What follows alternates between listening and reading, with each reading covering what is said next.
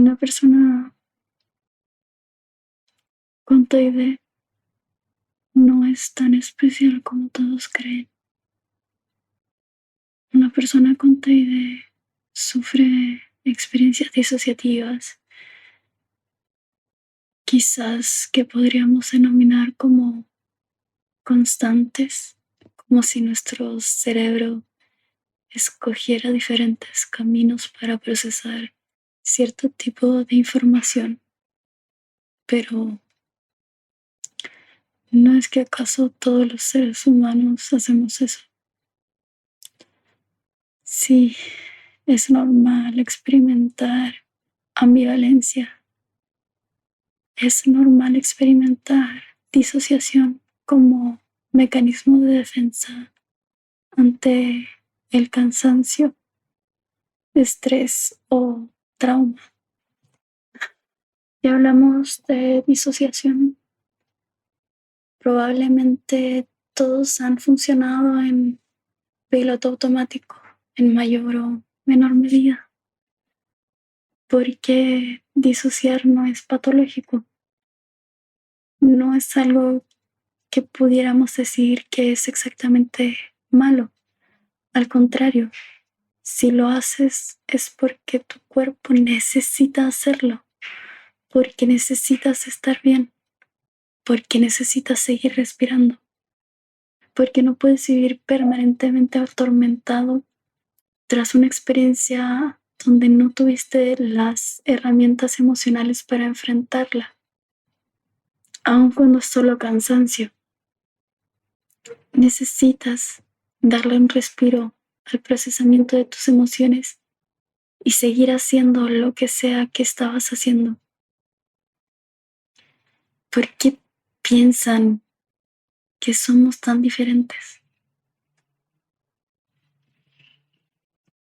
No somos tan lejanos.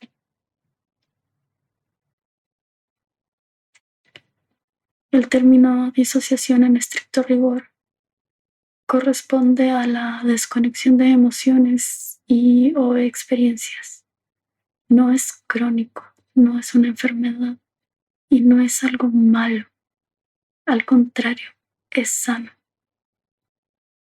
Para una persona con TID o cualquiera que haya experimentado una vivencia traumática, nuestro cerebro no hizo más que mantener alejados a sus recuerdos dolorosos y difíciles de procesar.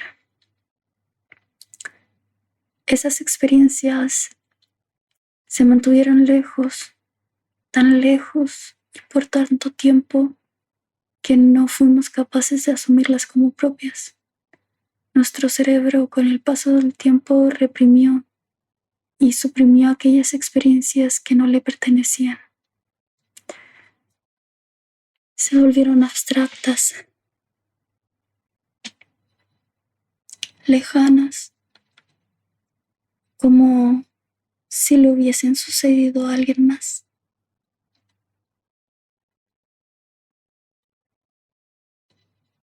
¿Por qué tenemos que vivir experiencias traumáticas? Casi es parte de la vida de los seres humanos experimentar algún tipo de trauma, mayor o menor socialmente validado. Lo que es traumático para mí puede no serlo para otra persona. Lo que es traumático para un niño puede no serlo para un adulto. Existen tantos traumas como personas hay en el mundo. Entonces, ¿qué definimos como trauma? Hablamos de experiencias que nos provocan una subida de cortisol en la sangre, o también podríamos hablarlo como una herida física o psicológica. Provoca que nuestro organismo quiera cuidarnos del dolor y de detener lo que sea que nos está hiriendo. Y si no podemos huir del dolor, y si nos vemos obligados a tener que soportar todo eso, nuestro instinto nos quiere mantener fuertes, y sanos en su expresión más pura, por, por lo que es casi natural pretender que nada pasó, como que nada malo pasó. Más bien, lo que hacemos es alejarnos de esas emociones y recuerdos, porque no podemos fingir que algo no pasó, cuando sí pasó. Nuestro cuerpo lo recuerda y lo procesa lo mejor que puede con las herramientas racionales y emocionales con las que cuenta. Porque no es fácil lidiar con emociones que no sabemos manejar. No es fácil lidiar con aquello que aún no sabemos llevar. Se supone que las personas primero sentimos y luego razonamos.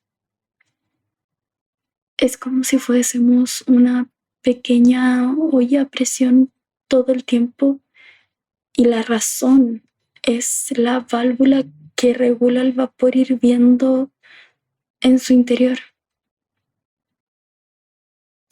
Aún siendo personas adultas, nos da miedo sentir aquello que no sabemos cómo manejar. Solemos evitarlo, solemos enojarnos o frustrarnos. Tener el control sobre todo a nuestro alrededor es algo que nos hace sentir calma. No creo que haya una sola persona en el mundo que no lo sienta así. Desde niños, la sensación de certidumbre y seguridad es algo que nos ayuda como seres humanos. ¿O acaso seremos la única persona en el mundo que tiene una película o una canción, una serie o un libro que nos provoca confort? Aún siendo como seres sintientes, estamos prácticamente programados a alejarnos de aquello que nos provoca incertidumbre. Y por eso nos asusta tanto disociar. Por eso parece que deberíamos estar persiguiéndonos la cola como un perro desorientado todo el tiempo. Si sufrimos algún tipo de trastorno disociativo como despersonalización o desrealización, es mucho peor. Y resulta preocupante lo recurrente que son esas experiencias. Creo que esos conceptos hoy la mayoría los conoce bien, ¿o no? Esa sensación de cómo vivir en un sueño o que nuestras acciones parecen tan lejanas o que nuestras acciones parecen tan ajenas como cuando repetimos demasiado una palabra. Queremos recuperar ese control que perdimos. ¿Lo han sentido? ¿Han tenido esas experiencias? A todos alguien nos ha herido en mayor o menor medida. Cuidadores, amigos, exparejas, parejas, familiares. Si no es el caso, debes tener mucha suerte. Pero si lo has vivido, de seguro aún lidias con esa parte de ti que aún tiene miedo, que aún llora por las noches mientras tú duermes. Aún esa parte de ti no quiere relacionarse con otras personas por la desconfianza de sentir nuevamente aquello que te dañó en el pasado. Probablemente aún tienes esa versión de ti. ¿La puedes visualizar? Necesitas decirle que ahora aprendiste, que tú puedes cuidarla, que tú sí sabes ahora cómo enfrentarse a aquello que aún les da miedo. Abrázala, dale un mimo y prométele que todo va a estar bien. Las personas que tenemos trastorno de identidad disociativo No somos nuestros alters, nuestra multiplicidad. Somos como cualquier persona. Alguien que sufrió una experiencia traumática, claro, específicamente en la infancia, específicamente mientras la identidad aún se estaba formando y ese proceso se había interrumpido para seguir bien, para seguir estando bien, porque ningún niño tiene las herramientas racionales para manejar emociones negativas y procesarlas de la manera correcta. ¿Que estoy diciendo que todos pueden tener TID? Pues en parte sí. En parte todos pudieron haber desarrollado un TID, sobre todo en Latam, donde las infancias son tan desprotegidas. Pero eso no quiere decir que todas las personas lo van a tener sin duda. Si utilizamos un poco de lógica proposicional, podríamos hacer el siguiente ejercicio. El desarrollo de un TID requiere una experiencia traumática en la infancia. Por lo tanto, el TID implica la experiencia traumática en la infancia. Sin embargo, una experiencia traumática en la infancia no va a hacer que la persona desarrolle un TID, que sí puede desarrollar otros trastornos. Sí, claro que puede. Que sí puede no tener ningún trastorno. Sí, también se puede. Pero el caso es que una experiencia traumática en la infancia no implica un TID, pero un TID sí implica una experiencia traumática en la infancia, porque el trastorno de identidad disociativo proviene del estrés postraumático complejo, es decir, en la infancia. Ya los confundí, ¿o no? Considerando, por supuesto, que existen tantos traumas como personas en el mundo. Cada persona tiene sus propios miedos y dolores, por más concretos o abstractos que sean, o en qué etapa de nuestra vida nos encontremos, la niñez, adolescencia o adultez, incluso dependiendo de la cultura en la que estemos insertos. De seguro han oído de It, de Stephen King, o los Bogarts en Harry Potter. Cada miedo para cada persona es diferente. Aun si tu mayor miedo en la vida es trabajar encerrado en una oficina.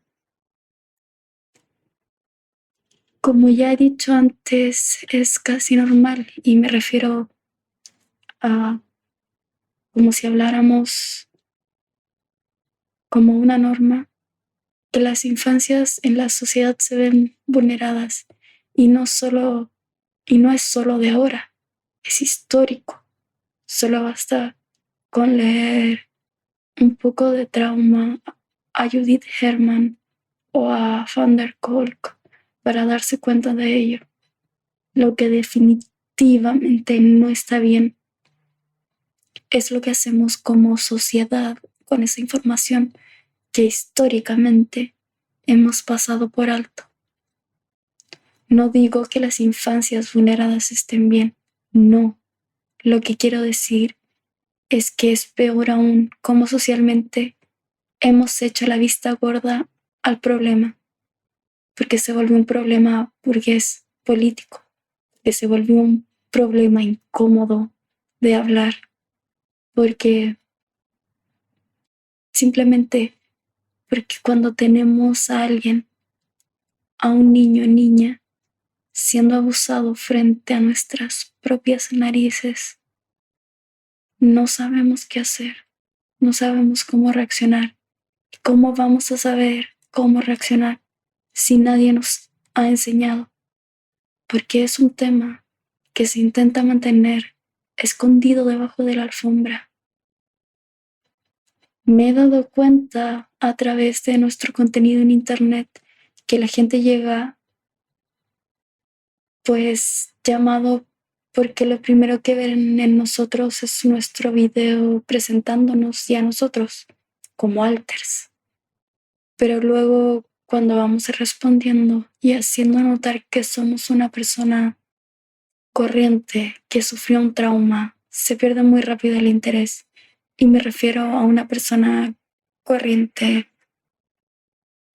Es decir, que no pareciera que tenemos un superpoder solo por estar fragmentados, solo por ser una persona fragmentada.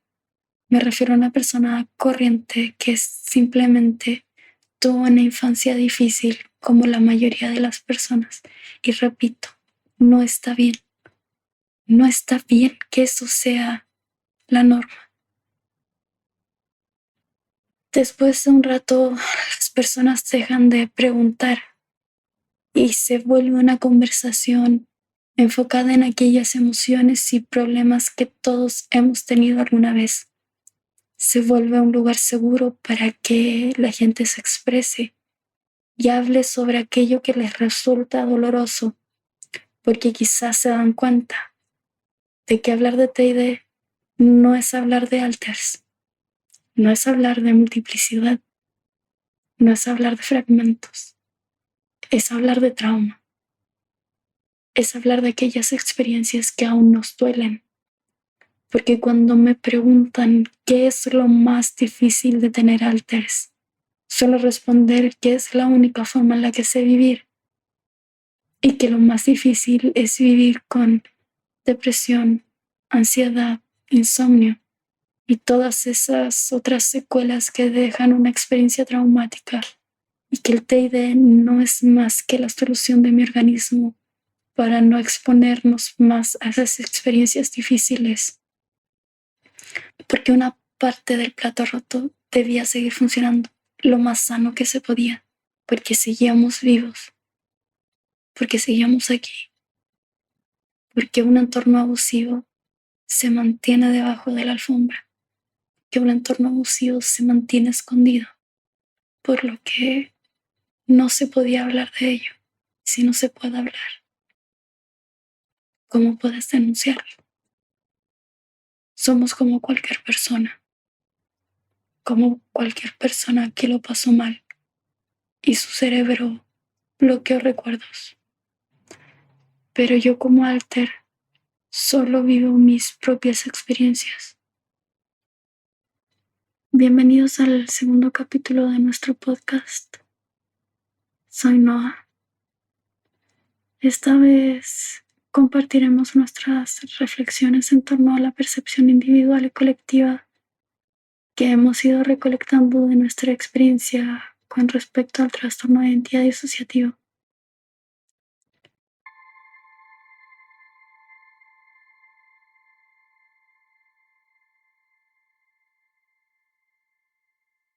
Las personas que hemos tenido infancias difíciles estamos acostumbradas a silenciarlo, a no compartirlo, a mantenerlo en secreto, porque, como decía antes, nos han acostumbrado a cerrar la boca, porque no está bien, porque no es bien visto que expreses que te sientes mal, porque quiere decir que a lo mejor eres débil, porque quiere decir que no vas a poder. Pero eso también es algo malo.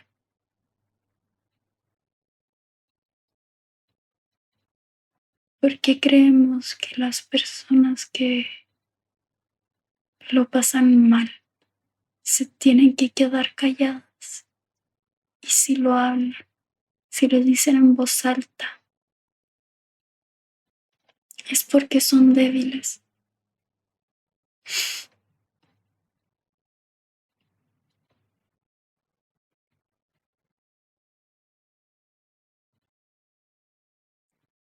Me acuerdo cuando éramos adolescentes y lo estuvimos pasando bastante mal. Tuvimos varias experiencias complicadas y nosotros creíamos que éramos una persona fuerte, valiente,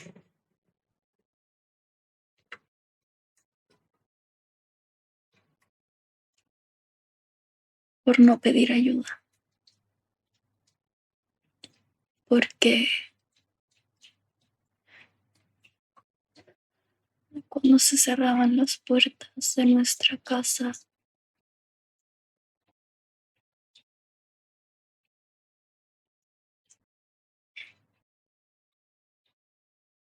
aún es difícil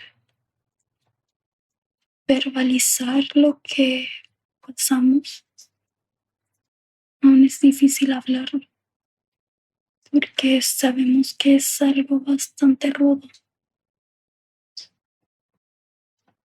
Entonces, no quiero que la gente me vea como con lástima,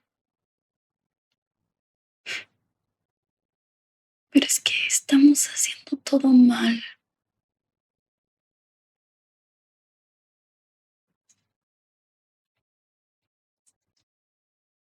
que aún nos avergüenza hablar de aquellas experiencias dolorosas, porque nos hace sentir aún más pequeños. Y no me refiero en edad, me refiero a pequeños en tamaño, en existencia,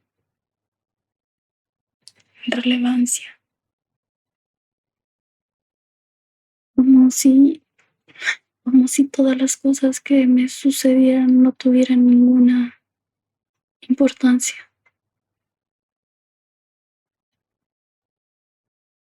Porque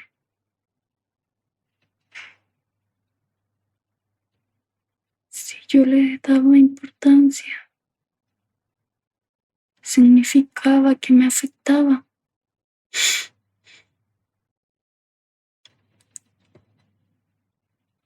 Solemos decir que no le demos importancia a las cosas que no nos hacen bien, porque significa que nos va a afectar, significa que vamos a demostrar que nos afecta.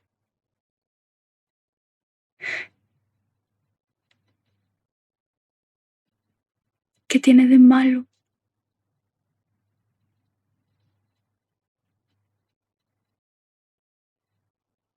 No entiendo.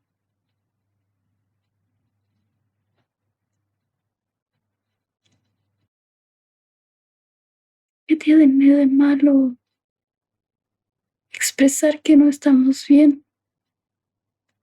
¿Qué tiene de malo decir que no te sientes bien?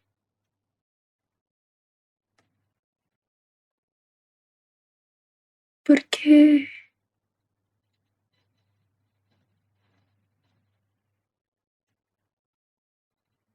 Porque pensamos que las cosas que tienen que sucederle a una persona tienen que ser especialmente trágicas para permitirles sentir aquello que están sintiendo, porque de otra forma deberían ignorarlo. Es como cuando a alguien se le muere una mascota y que hay personas que sencillamente no lo entienden y creen que es una exageración. Y hay otras que sí lo entienden porque sí han pasado por esa experiencia dolorosa. Y ahí está el puto punto. Porque para desarrollar el respeto al dolor ajeno, tenemos que pasar por esa experiencia. No estoy diciendo tampoco que no nos hagamos cargo de nuestro dolor. Al contrario, hay que hacerse cargo. Pero hacerse cargo no significa ignorarlo. Hacerse cargo no significa alejarse de eso. Hacerse cargo significa hablar, verbalizar, resignificarlo.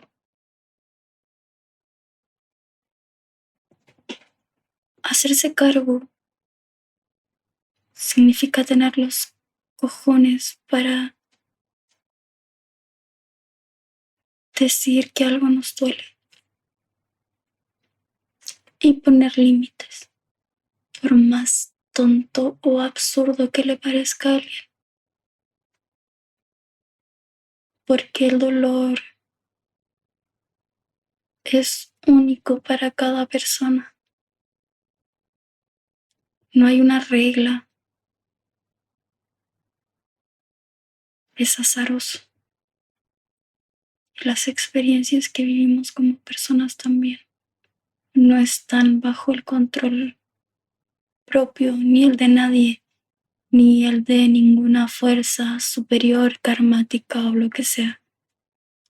Si nos sucede algo malo, simplemente sucede. Es algo que pasa y ya, sin motivo. Solo pasa.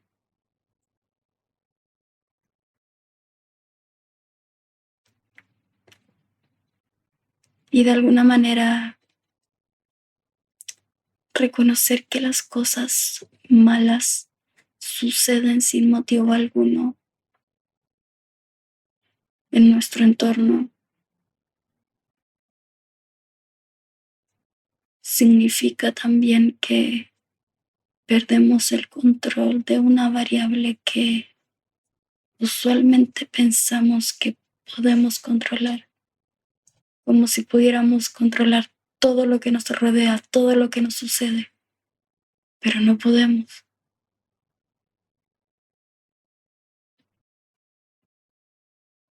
Ahora sí lo veo desde la otra perspectiva,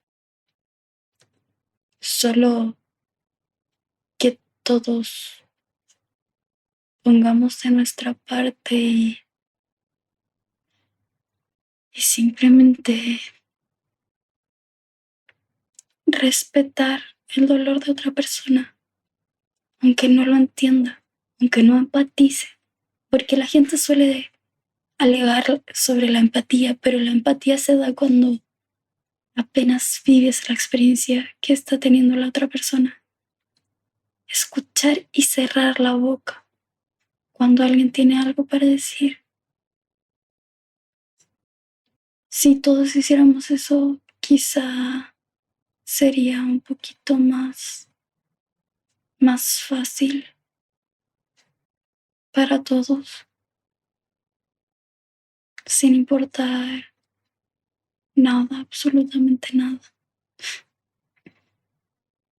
Cuando apenas se empezó a hablar del lenguaje inclusivo, sobre incluir artículos neutros en el lenguaje, existía mucha gente que no entendía por qué cambiar la forma en que hablamos.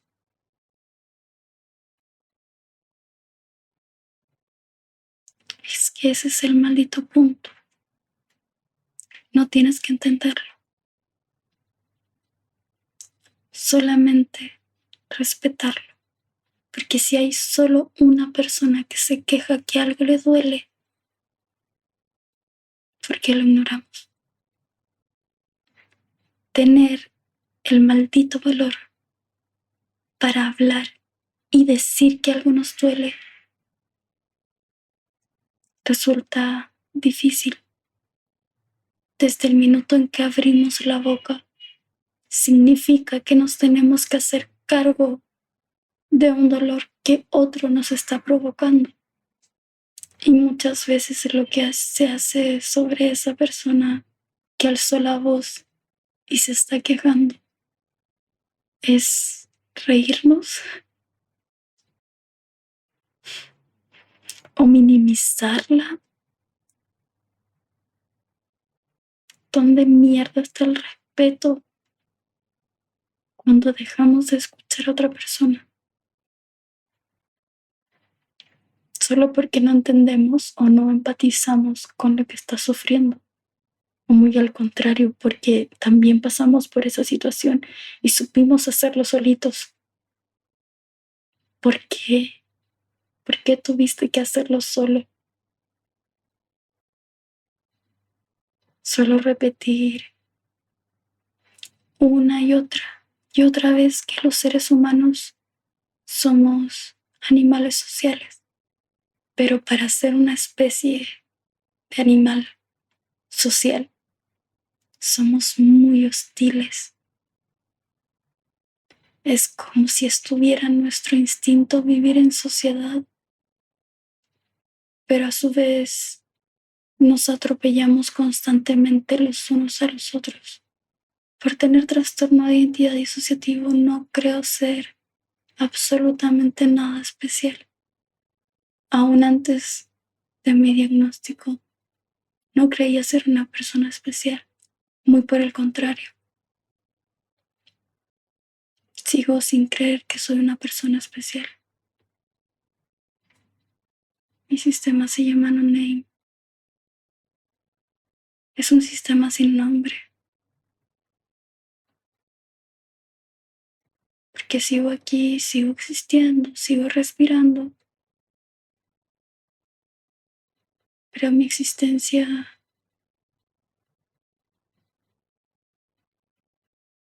es tan irrelevante como una pequeña hormiga para un niño que juega a quitarle sus antenitas.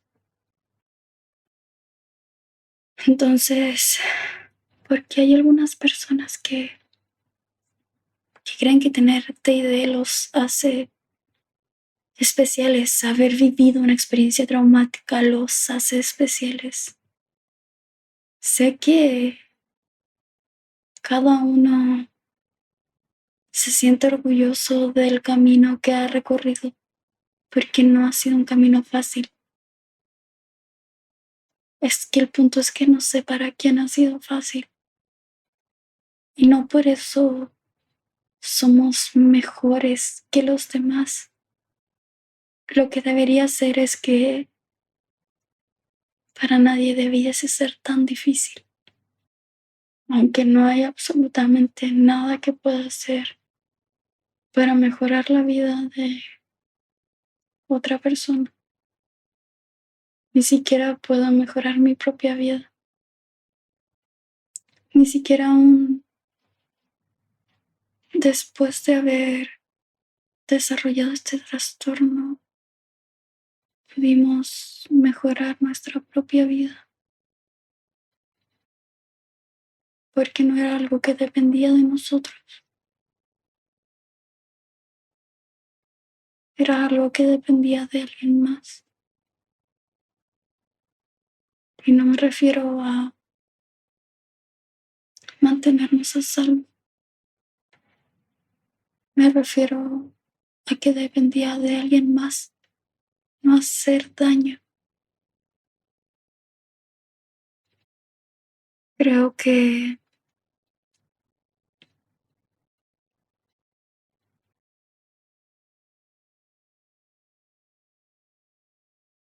lo único que podemos hacer todos, no solo nosotros, sino todas las personas, es intentar.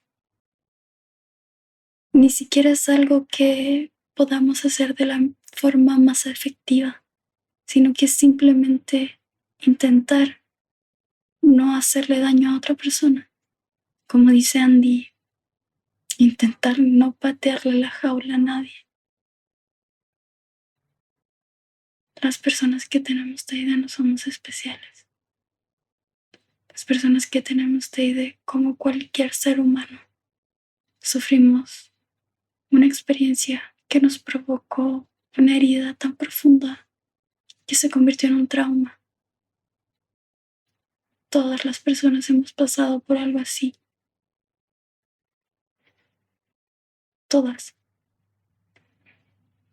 La diferencia es que nosotros aprendimos a vivir disociados.